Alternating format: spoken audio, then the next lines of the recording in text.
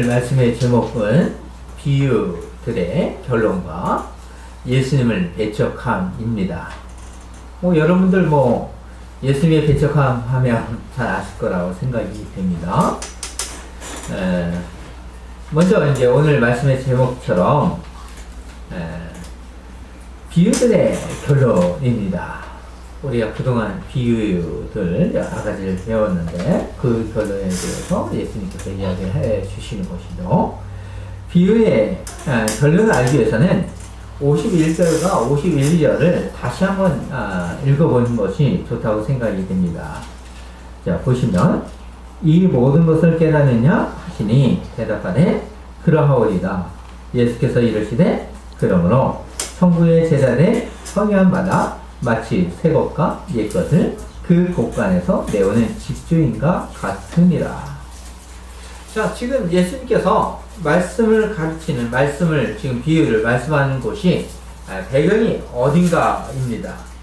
혹시 그 배경이 어딘지 아시겠습니까? 말씀을 통해서 읽어보시면 아시겠지만 집 안이라는 것을 알 수 있습니다.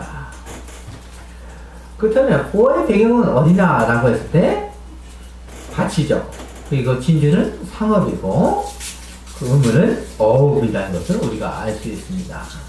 왜 예수님은 배경을 예수님께서 그동안 다양하게 배경을 주셨는데 오늘 말씀 속에서는 그 배경이 어디냐, 비유의 결론을 배경을 어디로 하고 있냐면 집안으로 하고 있어요.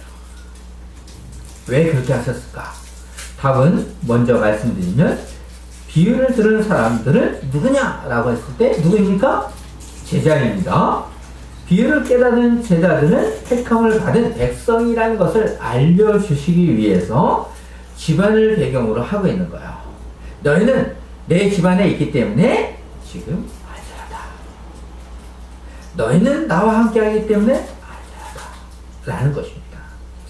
제자들은 예수님의 비유를 들으면서 두 번이나 예수님에게 질문을 했던 것을 혹시 기억을 하십니까? 10절과 그것이 36절이죠.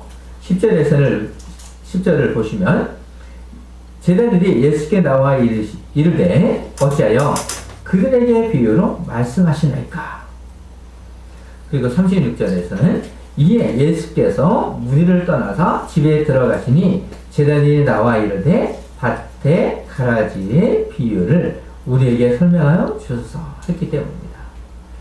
자, 이것을 그렇기 때문에 두 번이나 질문을 던진 것을 알기 때문에 비유에 대해서 해석을 혹시나 잘 알고 있나? 당연히 예수님은 신성으로는 알 수 있죠. 그렇지만 지금 이 말씀을 생각한다면 인성으로 사람의 몸으로서 지금 이야기한다고 할 수도 있습니다.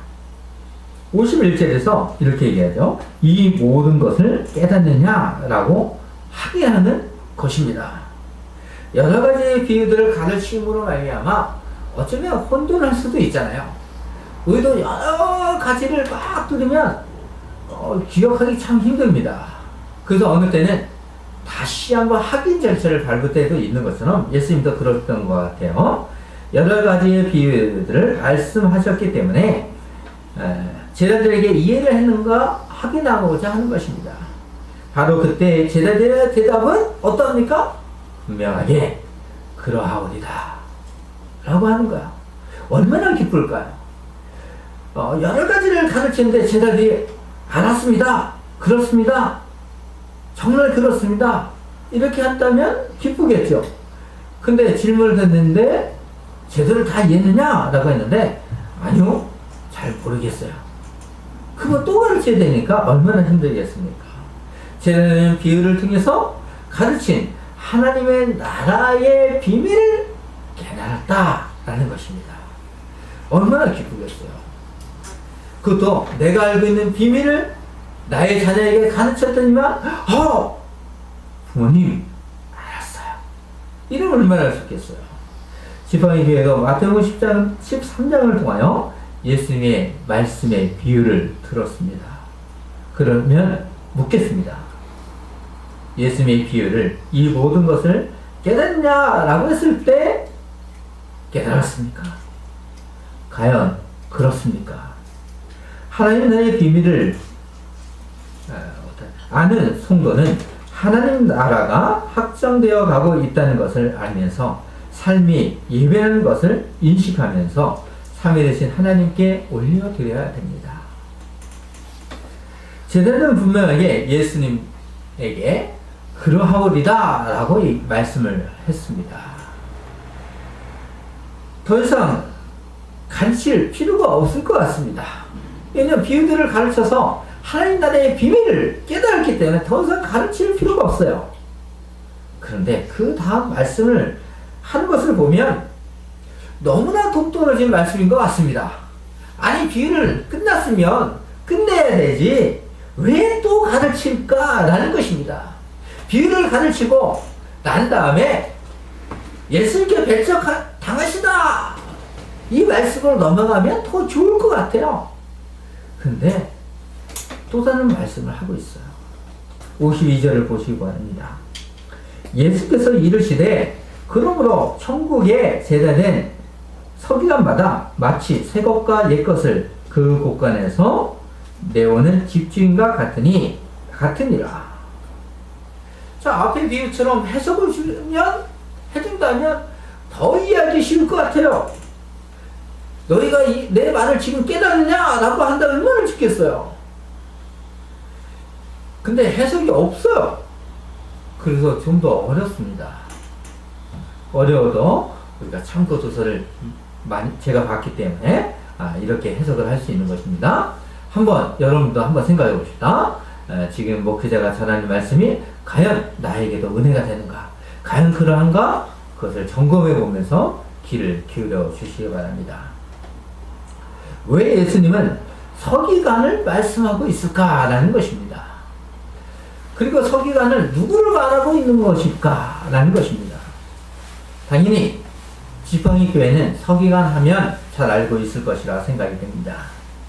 서기관 하면 율법의 말씀을 필사하는 사람입니다. 필사를 하는 사람이라면 당연히 전문적으로 성경 말씀을 잘 알겠죠. 그리고 또한 전문적으로 율법을 가르치는 사람입니다. 그리고 연구하는 사람이기 때문에 하겠습니까? 율법에 대해서 능통할 수밖에 없는 선생님일 것입니다. 여기서 서기관하면 유대인들이 생각하는 서기관이라고 생각할 수도 떠오를 수도 있을 것입니다. 제자들이 생각했을 때 서기관 딱 그러면 자신들이 생각하는 이미지가 있을 것입니다. 그것을 떠오를 것이라고 생각하는데 오늘 본문에서 서기관이라고 하면 그 이미지가 아닌 거예요. 서기관 하면 우리가 생각하는 유대인이 생각하는 이미지가 아닙니다. 문맥을 통해서 이해하는 것이 그렇기 때문에 가장 좋은 것입니다. 서기관으로서 하나님 나라의 비밀을 깨달은 제자들은 무엇입니까? 새로운 서기관인 거예요. 우리들이 잘 알고 있는, 유대인들이 잘 알고 있는 서기관의 이미지를 가져와서 새롭게 사용해서 너희들은 누구냐라고 했을 때 새로운 서기관이라는 것이에요. 그렇기 때문에 하나님 나라의 비밀을 깨달은 새로운 서기관으로서 너희가 사명을 감당해야 된다는 것입니다. 그렇기 때문에 새로운 서기관인 제자들은 하나님 나라의 비밀을 바르게 가르쳐야 되는 것이에요. 바르게 가르치지 않는다면 예수님을 배척하게 할 수 있었던 배경이 무엇이냐면 율법학자들로부터 종교 지도자들로부터 배운 바가 잘못됨으로 말미암아 예수님을 배척할 수 있는 배경이 되었기 때문에 것입니다. 그렇기 때문에 새로운 너희가 서기관이 됐다 하나님의 나라의 비밀을 깨달았다면 당연히 너희는 옛것과 새것을 자유롭게 곳간으로부터 내어옴으로 말미암아 구약의 말씀과 신약의 말씀을 자유롭게 우리가 가르칠 수 있는 서기관처럼 되어야 된다는 것입니다. 그래서 새로운 서기관으로서의 이미지를 가져오는 것입니다. 그렇기 때문에 우리는 영적인 책임이 있는 사람들입니다. 예수님은 서기관의 예를 들여와서 분명히 제자들에게 가르쳐주고 있기 때문입니다. 그렇기 때문에 제자들은 알아들을 수 있었을 것이라고 생각이 돼요. 그렇기 때문에 더 이상 해석이 필요 없겠죠. 그래서 우리는 그 시대의 사람들이 아니기 때문에 우리는 해석이 필요할 것입니다. 이 말씀을 성도님들에게도 적용을 해야 되겠지만 가장 중요한 것은 1차적으로 목회자들에게 적용하고자 합니다. 먼저는 저에게 적용하는 거죠. 그러면서 여러분도 같이 적용을 해야 될 것이요. 오늘날 우리 목회자들에게 가장 중요한 적용점이 되어야 되지 않을까 생각이 듭니다. 하나님의 말씀을 통해서 복음을 전하고자 한다면 옛것과 새것으로 구약과 신약의 성경을 모두 잘 알아야 되는 것입니다. 복음의 증인자는 지속적으로 옛날의 보화와 새로운 보화를 모두 열어보여야 되는 것이죠. 우리는 자꾸 신약의 말씀만 열어보이고자 합니다. 그나마 쉬운 것처럼. 근데 어려워요, 사실. 우리가 마구잡이로 그냥 성경의 말씀도 보지 않고 연구도 하지 않고 그냥 읽고 막 쓰고 1대지, 2대지, 3대지 그냥 1번 뭐, 2번, 3번 뭐 이 말씀처럼 이렇게 우리가 이렇게 보는 것처럼 연구하여서 기록해두지 않고 한다면 자신의 생각대로 풀이해 나갈 수 있고 오해를 할 수도 있어요. 이것이 바로 서기관들의 실수였다는 것입니다. 오늘날 목회자들도 이런 실수를 할 수 있다는 것입니다. 그렇게 되지 않도록 우리는 조심성 있게 온 것을 정리하는 것이 좋습니다. 교회의 말씀 사역자로 섬기는 목사는 성경을 통해서 하나님의 말씀을 공급하는 자이기 때문입니다. 영의 양식을 풍부한 곡간인 성경을 통하여 전해야 하는 것입니다. 성경을 떠나서 전한다. 이것은 안 된다는 것입니다. 영의 양식이 부족하지 않도록 해야 되는 것은 분명하지 않아야겠습니까? 우리 자녀들에게 골고루 먹이고자 하잖아요. 계속해서 라면만 주겠습니까? 여러분들이 나쁜 것만 주고자 하겠습니까? 그럴 수 없습니다. 어떻게 하면 정성이 들어간 반찬을 만들어서 자녀들에게 주고자 할 것입니다. 근데 자녀들은 어떠합니까? 투정 부릴 때가 있잖아요. 그럴 때 참 마음이 아프잖아요. 우리의 자녀들은 한번 기울여 들으십시오. 부모님이 해준 그 반찬의 맛을 느끼십시오. 그것은 정성이 있기 때문입니다. 그러면서 성도도 어떻습니까? 영의 양식을 공급받을 수 있도록 어떻게 해야 되는 것입니까? 성경을 읽어야 됩니다. 그냥 주일날 나와서 단지 귀로 듣는 양식만 듣겠다. 이것은 안 된다는 것입니다. 마치 갓난아이처럼 가만히 있으면 안 된다는 것입니다. 장성한 분량에 이르기까지 노력해야 하는 것입니다. 지팡이교회는 늘 성경을 읽고 듣고 배움으로 영의 양식을 곧 받음으로 말미암아 하나님 나라의 비밀을 확장되어질 수 있도록 해야 되는 것입니다. 서기관처럼 자신을 자랑하기 위해서 율법을 악용해서는 안 되는 것입니다. 그러나 오늘날 많은 목회자들이 악용을 합니다. 서기관들처럼 자신의 것처럼 만들어서 해석을 해버립니다. 제가 말씀을 드리지 아니해도 이해를 했을 것이라 믿습니다. 예수님의 비유가 모두 마무리를 하신 후에 마태는 의미심장한 사건을 기록하고 있어요. 왜? 비유들의 말씀을 가르친 후에 예수님께서 배척을 당하시는 그 사건을 왜 여기다 기록을 하고 있을까? 라는 것입니다. 예수님은 갈릴리 바닷가에서 비유들을 가르치신 후 고향으로 돌아갔을 때 사건을 53절에서 기록하고 있습니다. 예수께서 이 모든 비유를 마치신 후에 그 곳을 떠나서 예수는 고향으로 가신 후에도 가르치고 있다는 것을 볼 수 있습니다.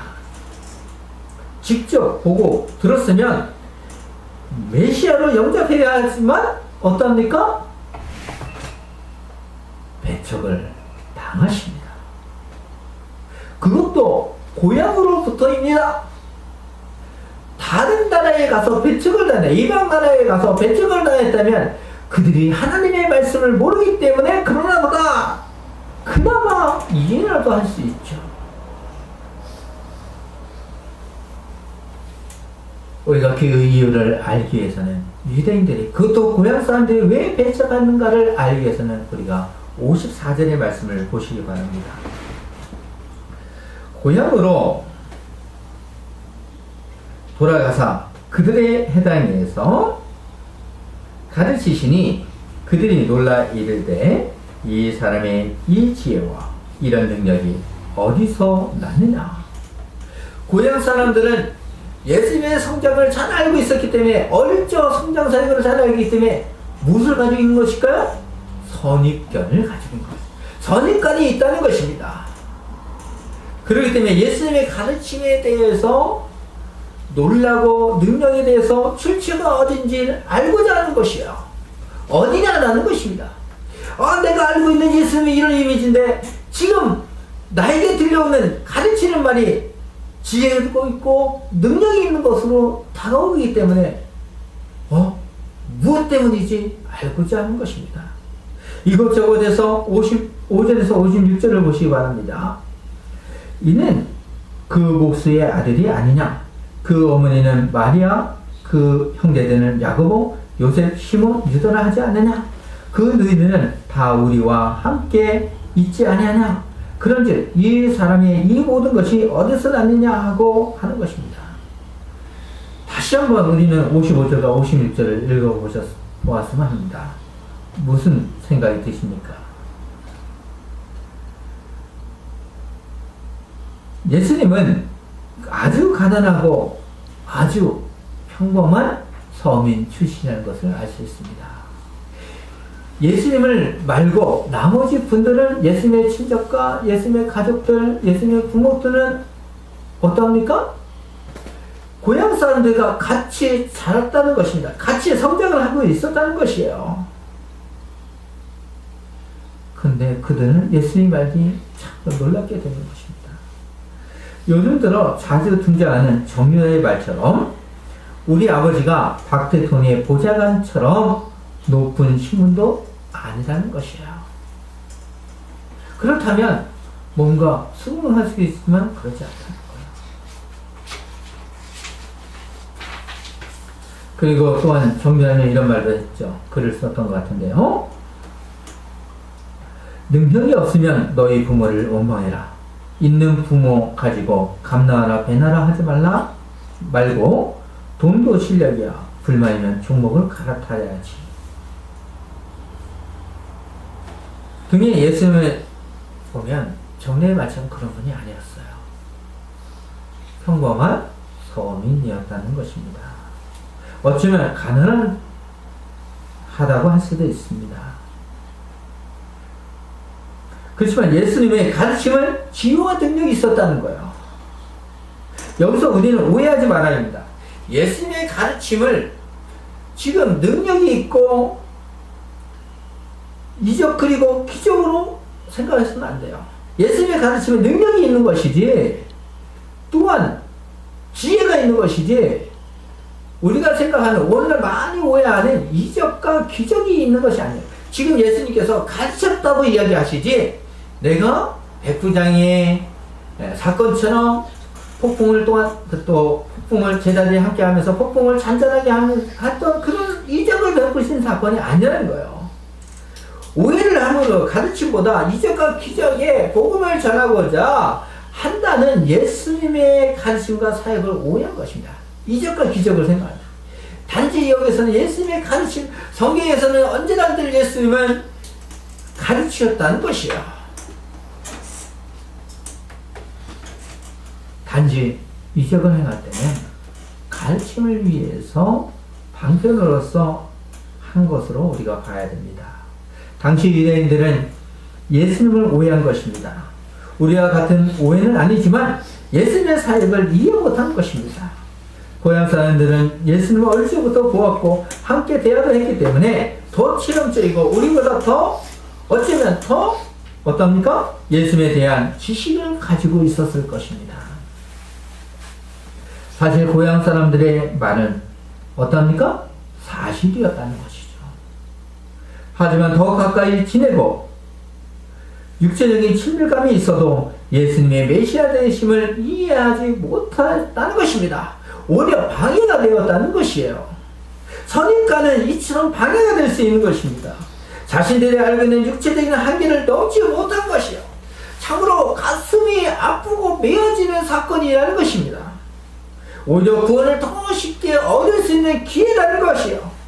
예수님과 함께 밤을 지새고 아침이 되고 다시 저녁이 되었다 할지라도 끝까지 토론을 해서라도 예수님의 가르침이 무엇인가? 예수님이 무엇을 이야기하고자 하는가? 라는 것을 생각해야 됩니다. 단지 듣고 가르침에 대해서 당장 배척을 했다는 것입니다. 고향 사람들은 가족의 이름을 거론하면서 조롱합니다. 이는 그의 목수의 아들이 아니냐. 그 어머니는 마리아라고 하는 것입니다. 일반적으로 유대인들의 가부장적인 생활입니다. 그렇기 때문에 요셉의 아들, 아브라함의 아들 뭐 이렇게 이야기할 수 있겠죠. 그렇기 때문에 유대인들의 우리나라처럼 족보를 봐도 여자 이름이 없어요. 마태복음 1장에서 여자 이름이 들어가는 게 참 독특하다는 것을 이야기해 주는 것을 알 수 있는 것처럼, 근데 여기서도 독특하게도 그 어머니는 마리아라고 얘기하는 거예요. 요셉의 아들 이렇게 얘기하지 않습니다. 그리고 아버지 이름을 뭐라고 얘기하냐면 그 목수의 아들이라고 얘기해요. 요셉의 아들 이렇게 얘기하지도 않습니다. 그야말로 평범하고 가난하다는 이미지를 심어주고 있는 것이에요. 그래서 학자들은 예수님이 어릴 때 아버지인 요셉이 사망한 것으로 많이 추측을 합니다. 그렇지만 이것은 맞을 수도 있고 안 맞을 수 있기 때문에 참 어려워요. 그러면 이것은 좀 근거가 약하기 때문이죠. 오히려 그 어머니는 마리아라고 하는 것은 출생의 비밀을 알기 때문에 조롱한 것이라고 볼 수 있어요. 예수님이 요셉과 마리아가 결혼하기 전에 잉태하신 사실을 알기 때문이에요. 결혼하기 전에 어떠하다라고 해야 할 수 있냐면, 오늘날 표현하면 죄송하지만 혼전순결이라고 할 수 있겠죠. 그래서 고향 사람들은 출생의 비밀을 모호하게 말하기 위해서 그 어머니는 마리아라고 한 것이라고 볼 수 있습니다. 차라리 예수님이 몰랐다면 더 좋았을 것입니다. 그러면 예수님의 출생의 비밀을 더 어릴 적 사건을 선가를 몰랐다면 예수님의 가르침에 대해서 그나마 알아들을 수 있고 예수님을 배척하지 않겠죠. 그러면서 계속해서 비방합니다. 동네 사람들은 어떻게 비방하냐면 그 형제들은 야고보, 요셉, 시몬, 유다라고 말합니다. 본문은 분명히 예수님의 형제를 말씀하고 있습니다. 그러나 카톨릭은 이 본문을 어떻게 해석하냐면, 여기서 분명하게 동네 사람들은 가족의 이름을 열거하고 있지만, 나열하고 있지만, 그래서 카톨릭은 이 사람들은 사촌지간이다 라고 얘기해요. 친척이라고 얘기를 하는 거예요. 왜냐하면 예수님을 가졌을 때의 동정녀로서 평생을 그렇게 살아왔기 때문에, 요셉과 관계를 하지 않았기 때문에 여기에 나오는 인물들은 사촌이라고 얘기하는 거예요. 우리는 어떠합니까? 성경에 있는 말씀을 정확무고한 하나님의 말씀을 받아들입니다. 가톨릭은 성경의 말씀을 정확무고한 하나님의 말씀을 받아들이지 않기 때문에 이런 해석이 가능한 것입니다. 지팡이 교회는 성경을 있는 그대로 믿는 분들임을 자랑해야 하는 것입니다. 지팡이 교회는 목회자가 바르게 가질 수 있도록 기도해야 합니다. 예수님이 당시 서기관과 같은 사람들이 말씀을 바르게 전달하지 못함으로 예수님을 오해할 수 있도록 한 것이기 때문입니다. 예수님의 고향 사람들은 서기관을 통해 율법을 배웠을 것입니다. 이방인보다 더 성경을 잘 알았을 것입니다. 하나님 나라에 대한 이해도 알았을 것입니다. 하지만 성경을 잘 알지 못했습니다. 하나님 나라에 대한 이해도 잘못 알고 있기 때문에 예수님을 배척할 수 있는 것입니다. 그래서 그들이 놀라 이르되 이 사람의 지혜와 이런 능력이 어디서 났느냐 하는 것입니다. 지금까지 자신이 알고 있는 성경의 내용과 다른 것이기 때문인 것입니다. 성경을 분명하게 알았다면 예수님의 육체적인 한계를 넘어서 구원의 길에 동참해야 되는 것입니다. 그에게 말씀을 가르치는 자들은 분명하게 가르쳐야 되는 것입니다. 새 것과 옛 것에서, 구약과 신약의 말씀에서 자유롭게 드나들 수, 가지고 나왔어야 되는 것입니다. 그것이 어둡다 할지라도 분명하게 가지고 나올 수 있어야 되는 것입니다. 57절을 우리 같이 읽기를 원합니다. 같이 읽겠습니다. 시작. 예수를 배척한지라 예수께서 그들에게 말씀하시되 선지자가 자기 고향과 자기 집 외에는 존경을 받지 않음이 없느니라 하시고, 예수님을 자문하기 때문에 비극적인 결론을 맞이합니다. 예수님을 배척한 것입니다. 예수님의 가르침을 믿고자 하는 것이 아닌 자신들의 확고한 의지가 분명하다는 것을 알려주시는 것입니다. 그래서 예수님은 선지자가 자기 고향과 자기 집 외에는 존경을 받지 않음이 없느니라 라고 하시는 것입니다. 왜 이런 말씀을 하셨을까? 왜 하셨습니까? 구약의 말씀을 잘 알고 있는 그들에게 예수님은 당신들도 선지자들처럼 죽임을 당할 것을 알려주는 탄식인 것입니다. 참으로 이 탄식은 유대인들로 말미암아 죽임을 당하십니다. 만약 내가 배척을 당하시는 그곳에 있다면 어떻게 하시겠습니까? 돌로 맞으면서까지도 예수님을 지키고자 할 것입니까? 오늘날의 전반적인 시대를 보면 고향 사람들과 무엇이 다릅니까? 고향 사람들처럼 예수님을 배척하지 않습니까? 배도하지 않습니까?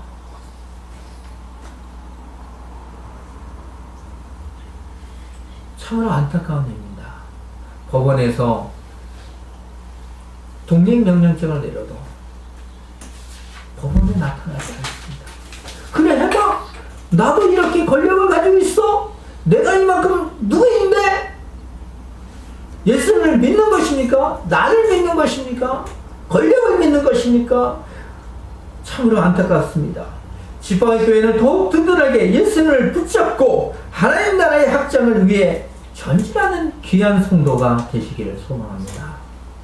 결국 예수님은 58절을 읽어보시면 그들이 믿지 않음으로 말미암아 거기서 많은 능력을 행하지 아니하시다. 다시 우리 한번 같이 읽어보겠습니다. 시작. 그들이 믿지 않음으로 말미암아 거기서 많은 능력을 행하지 아니하시니라.